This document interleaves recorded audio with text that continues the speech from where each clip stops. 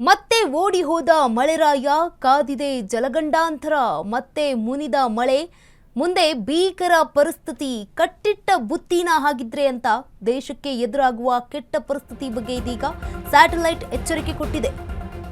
ಮತ್ತೆ ಓಡಿ ಹೋದ ಮಳೆರಾಯ ಕಾದಿದೆ ಜಲಗಂಡಾಂತರ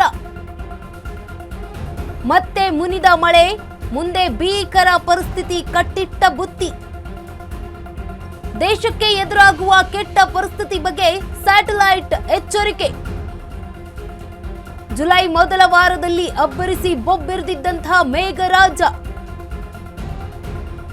ಭಾರತದಾದ್ಯಂತ ಮುಂಗಾರು ಮಾರುತಗಳ ಅಬ್ಬರದ ಸದ್ದು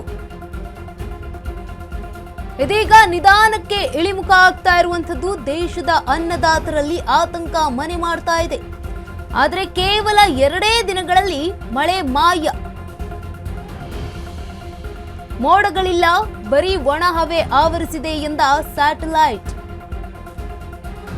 ದೇಶದ ಸುಮಾರು 70% 80% ಮೋಡಗಳೇ ಇಲ್ಲ. ಹವಾಮಾನ ತಜ್ಞರಲ್ಲಿಯೂ ಕೂಡ ಕುತೂಹಲ ಮತ್ತು ಆತಂಕ. ಮತ್ತೆ ಓಡಿ ಹೋದ ಮಳೆರಾಯ ಕಾದಿದೆ ಜಲಗಂಡಾಂತರ ಅಂತ. ಮತ್ತೆ ಮುನಿದಿರುವಂತಹ ಮಳೆ ಮುಂದೆ ಭೀಕರ ಪರಿಸ್ಥಿತಿ ಕಟ್ಟಿಟ್ಟ ಬುತ್ತಿನ ಹಾಗಿದ್ರೆ ದೇಶಕ್ಕೆ ಎದುರಾಗುವ ಕೆಟ್ಟ ಪರಿಸ್ಥಿತಿ ಬಗ್ಗೆ ಸ್ಯಾಟಲೈಟ್ ಎಚ್ಚರಿಕೆಯನ್ನ ಈಗ ಕೊಟ್ಟಿದೆ. ಜುಲೈ ಮೊದಲ ವಾರದಲ್ಲಿ ಅಬ್ಬರಿಸಿ ಬೊಬ್ಬೆರೆದಿದ್ದಂತಹ ಮೇಘರಾಜ ಈಗ ನಿಧಾನಕ್ಕೆ ಕಡಿಮೆಯಾಗಿರುವಂಥದ್ದು ಮಳೆ. ಭಾರತದಾದ್ಯಂತ ಮುಂಗಾರು ಮಾರುತಗಳ ಅಬ್ಬರದ ಸದ್ದು ಈಗ ನಿಧಾನಕ್ಕೆ ಇಳಿಮುಖ ಆಗ್ತಾ ಇದೆ. ದೇಶದ ಅನ್ನದಾತರಲ್ಲೂ ಕೂಡ ಆತಂಕ ಮನೆ ಮಾಡ್ತಾ ಇದೆ. ಇದರಿಂದಾಗಿ ಎಲ್ಲಿ ಹೋಯಿತು ಮಳೆ ಅನ್ನುವಂಥದ್ದೇ ಗೊತ್ತಾಗ್ತಾ ಇಲ್ಲ. 2 ದಿನಗಳಲ್ಲಿ ಮಳೆ ಮಾಯ ಆಗ್ತಾ ಇರುವಂಥದ್ದು, ಮೋಡಗಳಿಲ್ಲ, ಬರೀ ಒಣ ಹವೆನೇ ತುಂಬಿಕೊಂಡಿದೆಯಂತೆ. ಈ ರೀತಿಯಾಗಿ ಸ್ಯಾಟಲೈಟ್ ಕೂಡ ಮಾಹಿತಿಯನ್ನ ನೀಡಿರುವಂಥದ್ದು. ದೇಶದ 70% 80% ಮಳೆಯಾಗೋದಿಲ್ಲ. ಹವಾಮಾನ ತಜ್ಞರಲ್ಲಿಯೂ ಕೂಡ ಕುತೂಹಲ ಮತ್ತೆ ಆತಂಕ ಮನೆಯಾಗಿರುವಂಥದ್ದು.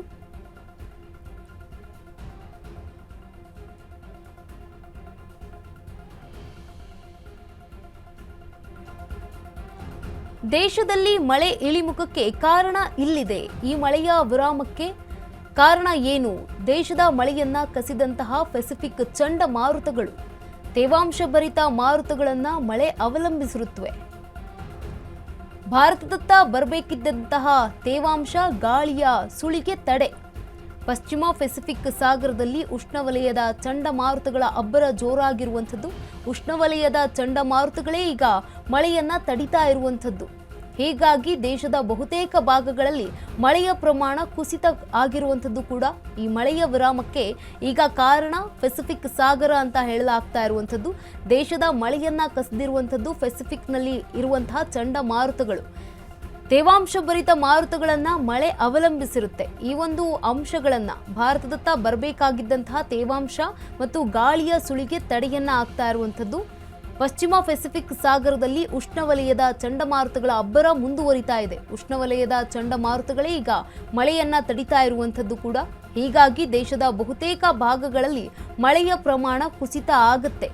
ಇದರಿಂದಾಗಿ ಈಗ ರೈತರು ಕೂಡ ಕಂಗಾಲಾಗಿರುವಂಥದ್ದು. ಜುಲೈ ಮೊದಲ ವಾರದಲ್ಲಿ ಅಬ್ಬರಿಸಿ ಬೊಬ್ಬರಿದಂತಹ ಮೇಘರಾಜ ಈಗ ನಿಧಾನದ ಹಂತದಲ್ಲಿ ಮಳೆಯೇ ಕಾಣದಂತಾಗಿದೆ. ಭಾರತದಾದ್ಯಂತ ಮುಂಗಾರು ಮಾರುತಗಳ ಅಬ್ಬರದ ಸದ್ದು ಎಲ್ಲೂ ಕೂಡ ಇಲ್ಲ. ನಿಧಾನಕ್ಕೆ ಇಳಿಮುಖ ಆಗ್ತಾ ಇರುವಂಥದ್ದು. ದೇಶದ ಅನ್ನದಾತರಲ್ಲೂ ಕೂಡ ಈಗ ಆತಂಕ ಮನೆ ಮಾಡಿರುವಂಥದ್ದು.